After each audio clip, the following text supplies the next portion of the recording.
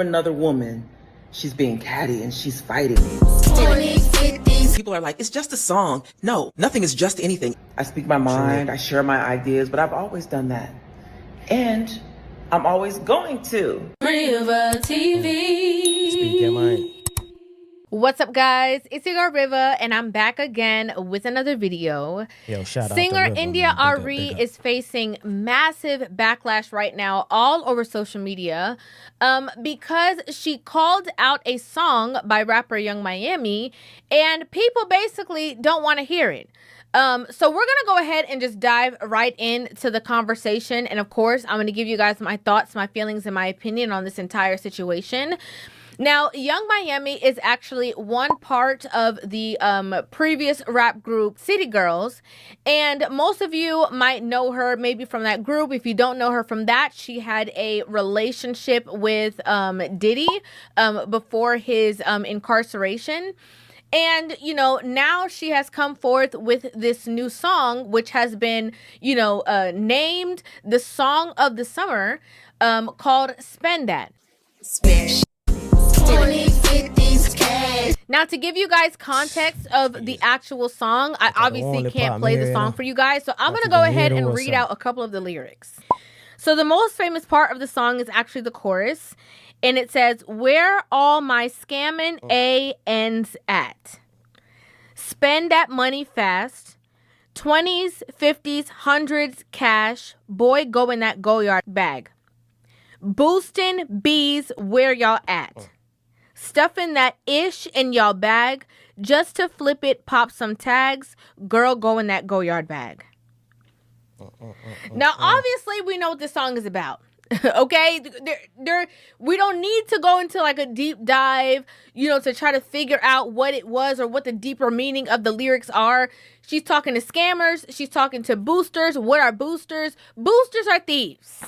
Okay, we're just gonna keep it real. Boosters are the thieves that go into the store and be trying to get away from the cops. The people that we see all the time, you know, on body cam footage, running away after they done stuffed, you know, 5 different outfits under their shirts or whatever the case is. I'm going to go. Why would you get a felony? For doing this. How much is the dress? $700 or something. I'm going to get a felony. I understand that. What is going on? Right now, you guys are being detained for the shoplifting investigation. Video shows 2 women shoving perfume down their skirts at a Sephora. Look at this. You can see them wearing long skirts and face masks, grabbing boxes of fragrances. Officers began searching the vehicle and documenting the stolen merchandise. Within moments, they discovered piles of clothing and accessories with the price tag still attached. Right? So this is a song essentially glorifying that kind of behavior, making fun of it, you know, bringing highlight to it, putting like the conversation behind it, like, yes, this is what we uplift for the culture.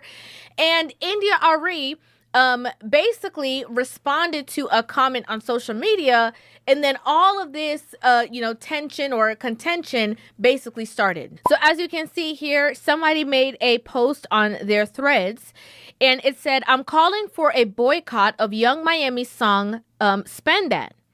I believe it's degrading to our culture.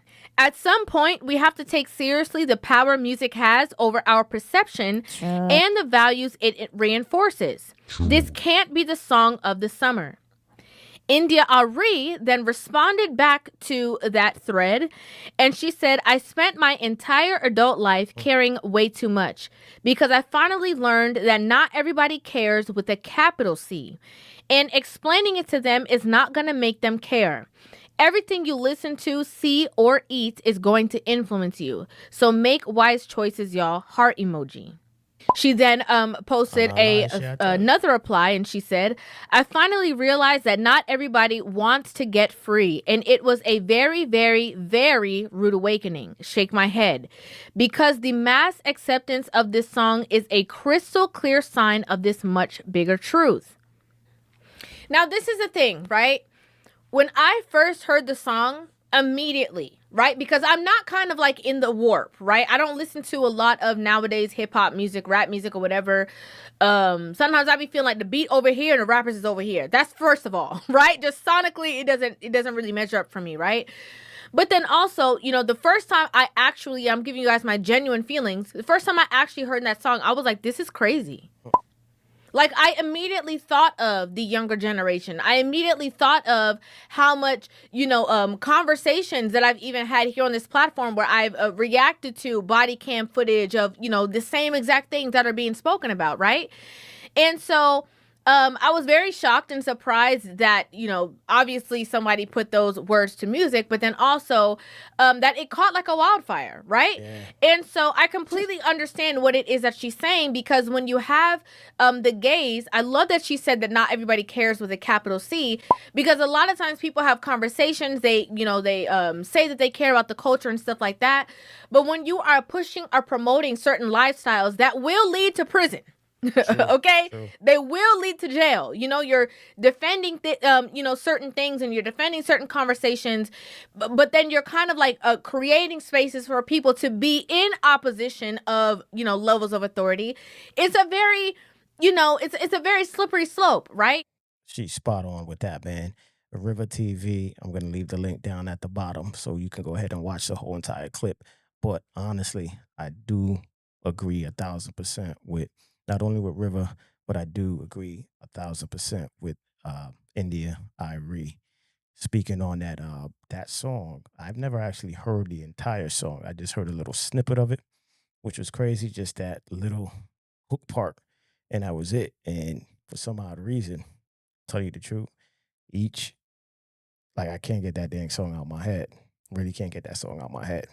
It's like it just keeps popping up and playing, just out of nowhere, random moments, random times, everything. I'm like, that's how people have to start to understand that this stuff goes way deeper than music. You know what I'm saying? Just think about it. How could you hear something, right?